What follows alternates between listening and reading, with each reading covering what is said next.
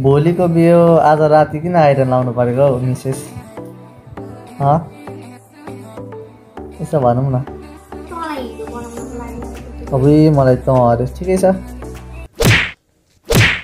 The next morning. Hello guys, good morning from the light of India. This is the next day. So hope सबैजना सन्चै छ। म चाहिँ भर्खर उठेँ।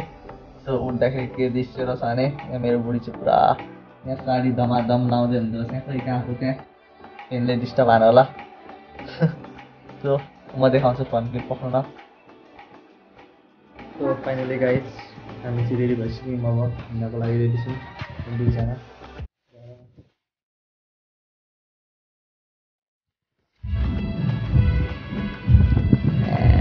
रियाना कति राम्री भयो कि।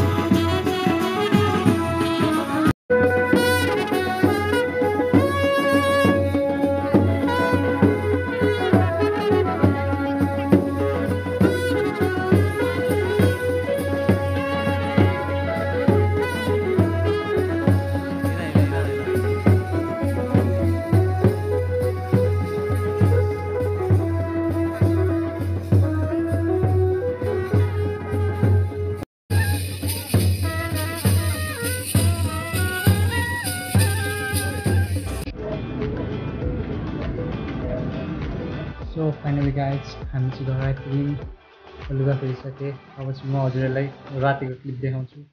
अब क्लिप रातिको है त। सो गाइज हिजो चाहिँ मस्त राति जान्छु भन्दै थिएँ तर म कस्तो तरिकाले मिलाएछु होइन गाइज। सो अब क्लिप पनि निकाल्न पाइनँ, त्यस्तै भयो। अब हल्का अब बिहानको क्लिप निकालिदिएको त्यता हेर्नु होला।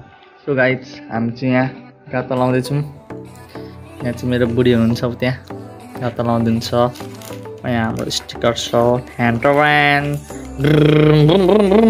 कैसे कैसे लोग रहते हैं यार यहाँ पर। कहाँ जानको लागि बेकअप गरेको।